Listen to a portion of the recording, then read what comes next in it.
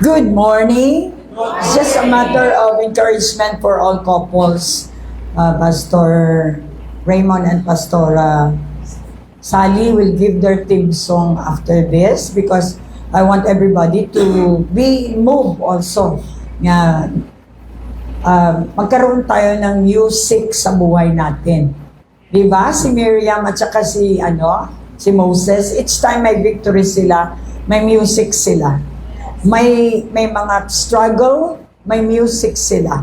Our hearts must be full of music to maintain and sustain our relationship to God, to each other, and how to live a short time here on this planet Earth.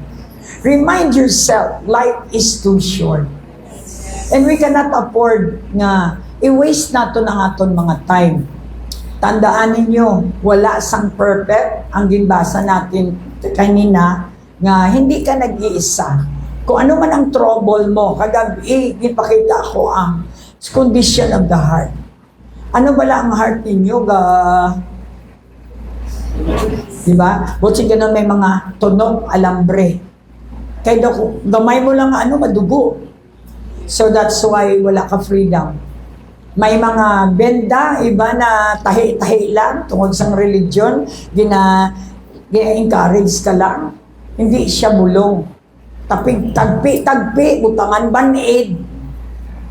Muna ang heart mo, hindi pungko pa lang, pero may wounded heart ka. Another is stony. Why ko pa kapahimo sa stony heart?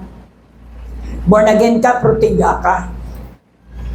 Kinanlan mo deliverance. Kay balan mo ang heart, amuin niyang spring of life. Hindi makagwa ang spring of life kung bindado siya o tigas siya.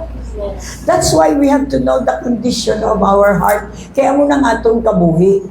Madali tabulngon kung may knowledge kita. And then another is broken heart. So 5 na. And then last is whole. Salvation is making you whole again. We started from broken-hearted, tagpi, or may tunog because of unforgiveness.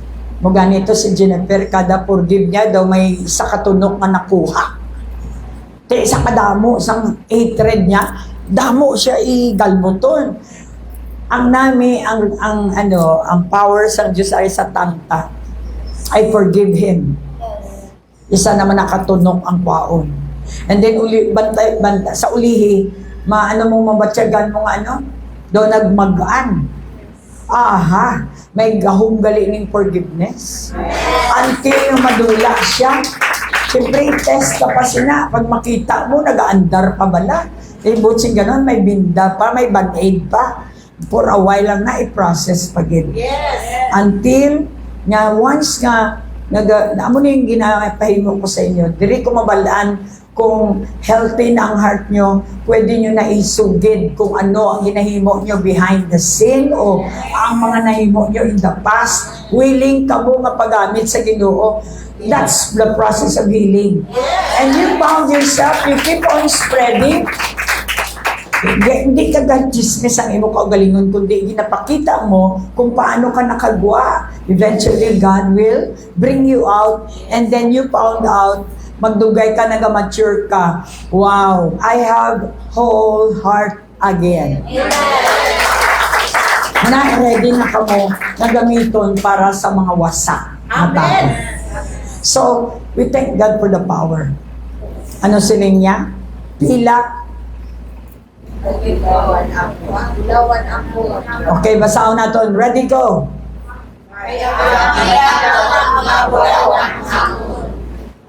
Wala na? Okay. Pero ining Diyos nga inigambal, akong tanan ani Drill. Psalms 24:1. Everything is mine. Ang bugasan nyo, iya na. Pero gusto niya ihatag sa iya trusted. Ang pamangkot, trusted bala kita. Ang instruction sa Ginoo, tagaan niya ikaw bulawan. Ang kayamanan niya ihatag sa imo, pero kinanlan trusted ka. Amo na nga kung hindi kita mapagkatiwalaan, pigado gid kita. Napamati lang ang iba, hindi pa hibi-hibi, pero pagkatapos wala mangyapon. Muna, something is wrong with your heart issue. Nanlan, di pa gid mag-attend sa mga kay may bata, may ti karon anong kwa mo. Ginatag ni Lord in church para diri tanan masabat ang inyong panginanlanon, kapalayo kita. Karon hindi kita matingala. Nagairinaway kita sa aton panimalay. Way natakwarta, gairinaway pa. So, kay nagpalayo ka sa Diyos nga tag-iya sa bulawan ka. Amen, pila. So, paano nga magmanggaranon kita? Kay lapit kita sa tag-iya. Sip-sip ka gani sa boss mo nga prepot. Dito pa kaya sa tag-iyasang langit, nagduta nga generous. Palakpak. Hindi halin sa hinaguan nyo kahimo karus kaldo kag magbaligya. Hindi halin sa pocket nyo, sa sweldo nyo, ang kayamanan. Ang kayamanan halin sa tag-iya. Now, kay bata nga ta sa Ginoo, under kita sa covenant. Ginhambalan ko ay si Sally lang tawan nyo, na-notice nyo. Kung saan o krisis, excited ako. Ang bata sa Ginoo mag-shine. Kung orgas na bata, ha? Di ka afford ang iban magbakal sa gasolina. Kita afford na afford. Kaya promisa niya na. Bisan ano pang matabo, bata, taka, sagot, taka. Kaya watch out ka mo sa Proverbs 18:21. Siling sang Ginoo basta gahambal ka mo matabo gid ina. Mo tagay siling ni Joy, bala 35,000 ang ticket, kaya ko na. O karon wala nang abot ay passport, lapit na lang 35,000 na gid. 35,000 gid man ang bili. Ay power ang tang, ibis na magambal ka nga Lord, di man ay. See? Ini aton ba magnet sang kwarta o nagapatabog sang kwarta. Abiyan bala sa imo hindi na kita dapat magambal ka negatibo sa balayta. Bata kita sa Ginoo, binabantayan kita sa anghel naton nga hambal lang ba? Imuon ko na sa imo. Ano nang gina-enjoy ko? Mauto din ko pwede isugid sa inyo kaya wala sikreto sa kingdom of God. Deuteronomy 8:18. Deuteronomy 8:18. Kung bata ka na sa Ginoo, amo ni ang promise niya. Pero ninyo nga ang Ginoo nga Diyos amo ang lahat sa inyo sa langit magpagalanon kamo. Amen! Hindi abilidad para bulkit, para makakuha kwarta, kundi abilidad is power. Other version, well, I give you the power to get wealth. So, hindi kwarta lang, wealth, kayamanan. Sino ang naghambal? Ang tag-iya. Ako mismo nga tag-iya, gambal ako sa imo, tagaan ka sang gahom, karapatan, or other terms silang gahom. Abilidad para makakuha ka sang akon nga kayamanan. I will permit you because you are my child. Permisuhan ka. Hindi lang inang kwarta na, kundi pati pabor. Kabalo-bala ka mo ang pabor is greater than money? Ang Diyos siya greater na greater. Nalipay ang Diyos na makita ka nga manggaranon ka. Kay mapulpil niya ang promise niya sa imo ancestor. Ang kubinangkin niya, yan iya nga linyada magmanggaranon. So ano ang gamihang balon sa Ginoo? Inatagaan niya ta alam paano mag-manage ang gamay ng kwarta. Tagaan niya kita alam how to multiply. Tagaan niya kita alam para makakuha kita sa pabor. Aratanan sa pulong na. ang tanan nga abilidad ara sa pulong ti way ti mo yaga tiner sa pulong ano pa yung tsura mo mo ka lang sina ang naga-watch ka lang ang iba niya naga-inano na ikaw yati mo sige ka lang kapang mahambal sa mga bantay sa iban ikaw ay ka naging kwarta ka pamantay ka pa pero atong iban niya kayo focus kay Lord nagadinamo ta na ila kwarta ari publicly gambala ko sa inyo, ang sign ni Pastora, kwarta. Gina-permit sang langit, sang economy, nga ang sign ni Pastora, worth 150,000 sa dolyente. Pangita ka mo, ng tao magatag sa inyo sina. Bisa nagareklamo ang tao, nga mahal ang gasolina, tingala ka, hindi sila patulugon ni Lord. Gatag sila. Dapat kung ano, hindi ko niipabalo sa bilog ang kalibutan. Muna, pastura, pangayo lang. Wala ko ka pangayo. Tagal lang ko ni Lord abilidad to get the wealth or hidden treasure. Especially ara sa wicked. God has given me the power to speak the word and the word will open the bank. Amen. And it will come out. Giving is your depositing. Hatag ka paghigugma, hatag ka kwarta, hatag ka bulig, hatag deposit na. Hey, may na-deposit ka? Amo na maka-withdraw ka kay damo ka deposit. Paano mag-withdraw, Pastora? Ba lang. Lord, di ba? Siling mo o withdraw. Hindi na crying, why did kami bugas, why? Hindi mamati si Lord sina. Pamati siya sa claiming. Para hindi ka mo paano sisi. Crying versus claiming. Kaya hindi ka man bata sa Ginoo. Gapakuno-kuno ka man nga bata. Sige ka lang gettings. Hindi tana na. Kung tuod, gidugay ka na sa ministry, ikaw nang kapangatag. Kaya ara ng cycle sa imo. Natukipan mo nga, the more you give, the more you receive. Prinsipyo sa Diyos. Anong tani karon kay ara na ang susi sa aton. Wala makapugong. Sang pagbuo, sang promisa, sang Ginoo sa iya mga kabataan. Get excited. Magmahal na ang kamatis. Mag-isa kalibo, isa kabilog ng kamatis. Magkurog gid ang tanan. Pero ang bata sang Ginoo hindi gid magkurog. May assurance ang bata sang Ginoo.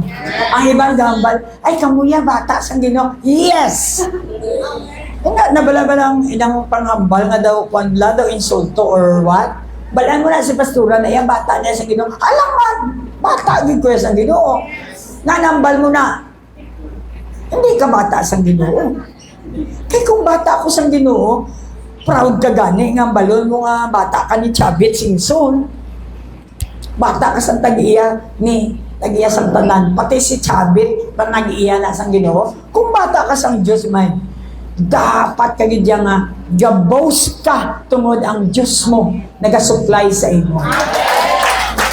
It's a matter of belief. Eh kung hindi kita mag-believe, hindi man siya naton ma-receive.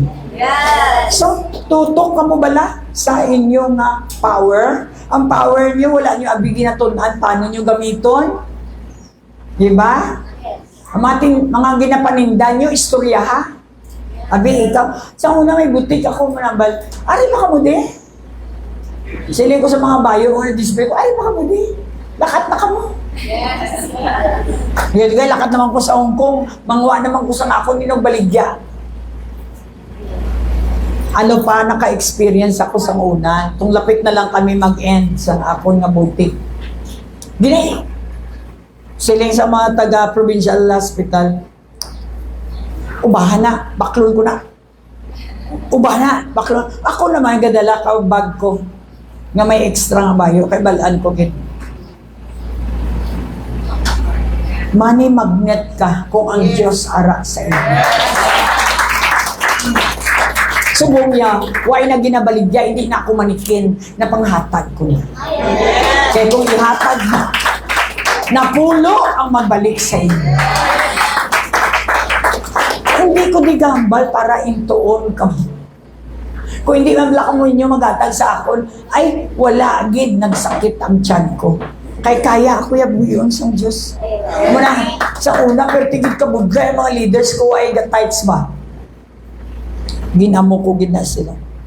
Kung hindi ka mo magatag ka tights ninyo, ang taga Macau ang maghatag sang tights sa akon, sa likod ko ipaagi. Lakilabot, why diri basta sa likod ya, promise na ni Lord ya, ang akon para sa akon, makadto na kay gaobra ako sa iya. Amen? Now, bago ka mo magpauli, hindi nyo dapat problemaw ng kwarta. Hindi gid sabto ni Lord. Kung amin nyo pananaw sa kwarta, problema. Pananawan nyo ang kwarta nga attached na sa inyong pagkatawo diri sa duta. Ang Diyos mismo nagsiling nga may supply ka. Gani ko mangayo kita, mga muyo ta. I pray, Lord, I ask for my supply. Hindi nga, I ask money. I ask for my supply. Remember, ang supply mo, may ara ka responsibility sina. Why gatag sang supply si Lord sang kulang-kulang. Sobra-sobra. Kaya why man siya nagsiling nga pang droga mo na. Problema mo na nagkulang. Kay manti kung diin mo ginapalusot. May mga sigarilyo ka pa, may mga kung ano ka pa. Tama ba? Mayo bala na, ang tag-iya pangayuan mo, tapos dito mo yata na iserve sa pihak na kingdom. Tama? Hipos ka mo. Kaya kontra niya naman si pastora. Basta gahipos gani, damo na kus na kontra. Hallelujah. Asli nyo inyong pananaw, nag-oro asawa ka mo, hindi ka mo sa agad reklamo. Ha? Kaya waay kita na nagtulod sa inyo. Bisa ang Ginoo nagsiling nga, ako bala na nagpili, ikaw na nagpili, ha? Oo, karon magpiyanga ka da. Nag-oro asawa ka, hindi ka manggali kabuhi ka asawa mo. Why ka anay na mangkot, ano bala ang mag-asawa? Ang imo naisip, abi ang imo lang kaibugol. Asa na ni mata na, why kalabot? Amon to gani siling ko sa Maybo. Sa gabi, kalipay. Pagbutlak sang adlaw, kasubo. Kay may mga bata ang gahilibi, wala makaon. Pero pagkagabi, malipatan naman na nila. Kalipay na naman. So, amoy niya ang mga tamad. Gusto ko ipabalo sa inyo sa kingdom sang Diyos kung tuod di bata ka, wala tamad na bata sa diligent kita. Consistent, diligent. Ano ang consistent? Kung hindi ka be consistent, ikalon ka. Ang Holy Spirit, consistent kita, hindi consistent. Amo na magdikit kita sa iya para maging consistent mang kita. Tama? Nagbalik ako sa walking. First pa lang, siyempre, dugay-dugay ka, wala ka balik sa walking. Gambal na dahil ang kalabnan mo, tigulang ka na, kaya hindi ka na magsagada ka, kwan. May nabalaan ako. Speak out ko ang baba ko. God will give me my energy. Hasta nga nakalabot ako sa anong kadlaw, may last day ako kay 7 days ang akon nga preparation para sa mga sa mission. Kailangan ko gid nga hindi ako pwede nga daw malaam ako to sa mission. Kita mo na iban. Naga-mission pero ginaalalayan. Ata, di ba? Amo na gani si Pastora Juna daw nauya siya sa akon. Kaya ito na ko, dari pa lang si Juna. Pastor, kamo na lang. Amo na ang bato sa inyo, hindi ka mo mag-mission to, hindi ka mo kapabon. Yeah, consistency and diligence. Aga pa sang banwa, nag-iisip ka na ano ipakaw mo sa pamilya mo. Anong makontribute mo sa pamilya mo? Anong mahimo mo? Hindi ka magsiling nga why ka ikasarang, kay ang Diyos may kasarang. But sa ron, wala ka sa Diyos. Amen. Ang Ginoo, isang tawag lang kung bata ka sa Diyos. Hindi lang inatagaan niya kaalam. Paano mo i-multiply ang gamay ng kwarta? Hindi ka mo simba kag ba hindi ko nagsimba ko. Ako nakasamay sa mga Kristiyano ba, Diyos ko, Lord. Mag-amuni, abi pagharalin ka mo. Amuni, masimba ka, kaya ang imo nga pagtanaw, kada simba mo, mapabayad ka. So, hindi ka gid mag-grow. Tama bala? Nga din ninihalin anday sali, ha, mga pigado man eh. Because nagsunod sila. Basta magsunod ka lang. Bahala na damo ka maagyan. Basta sunda kag tanawa ano ang imo nga development para mata mo hindi ma-sway. Kundi nalabot mo gid ang gusto mo malabot. Amen. God is good. All the time. God is good. So let us have God so that we will be good. Inang hindi ka lang, sa linggo gani namang punta ko kagabi, nga pa tanaw ka mo ka live stream ta. Why gid pastor, baka niya imagine kasakit, BCF, why ga tanaw sa sarili tang live stream. Tingala ko man, layo ka naman sa Ginoo. Gintagaan ka na sang easy, para masudlan ka sang substance. Daw ginahungitan ka nga, gamo ka singos, wala ka sang makaon. Okay? Do not be offended. Because ang bata, sang tunay nga bata sang Ginoo, wala na nagaka-open. Okay, tawgon ta ang mag-asawa nga nag-testimony subong aton kantahon ng ila team song. Kay inyo man ini makahatag ang lyrics sa inyo. Sa pag hindi ka mo pakita ka daw sweet din ka mo. Okay man na nga maglampunganay ka mo. Pero dugay-dugay, mabatian ko nag-inaway ka mo. Hindi man manami na. Natural lang bala. Neutral lang. Okay? Tindog kita tanan.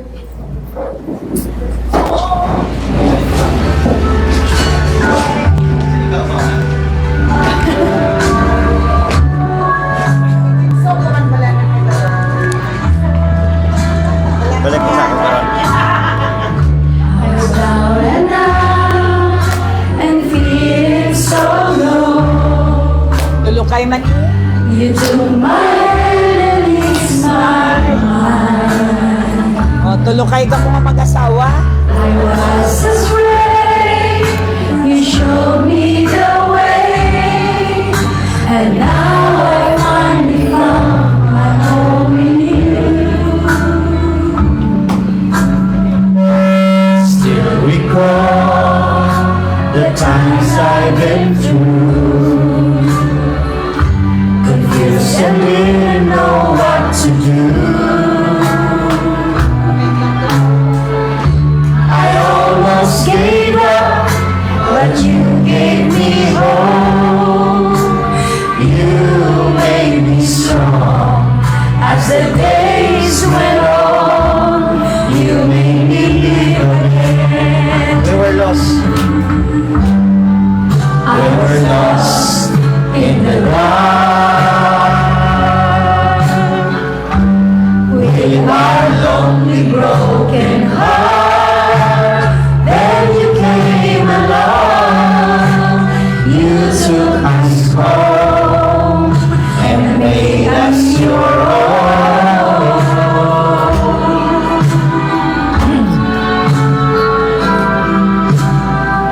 You were always there to lend a helping hand. When good friends were hard to find. When things went wrong, you made them right. You made my days so bright. You made me live again. We were lost in the dark. With our lonely, broken heart. Then you came along. You took us home and made us your own.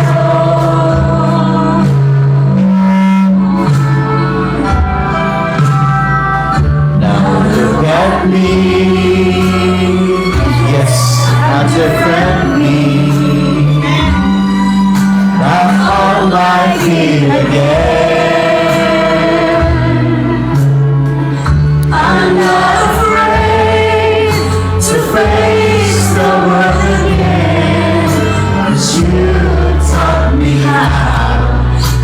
strong. He made us born again. He made us born again.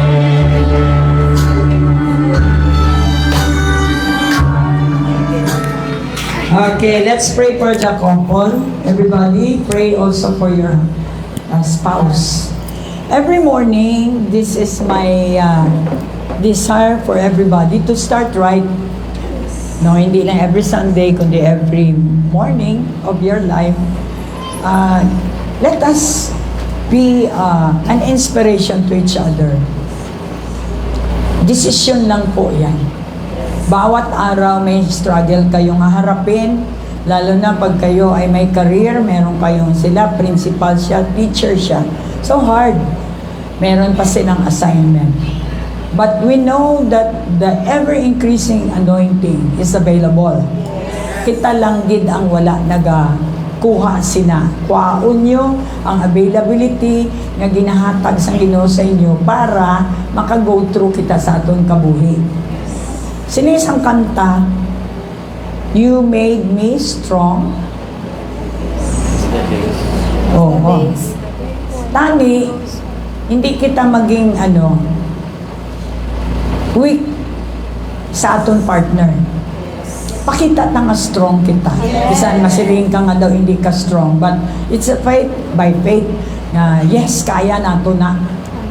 Hindi nga kung isa gani down na ka mga duwa. We really need to fight the good fight of faith. Sa aton nga pagtuo, nga isa kita sang Ginoo.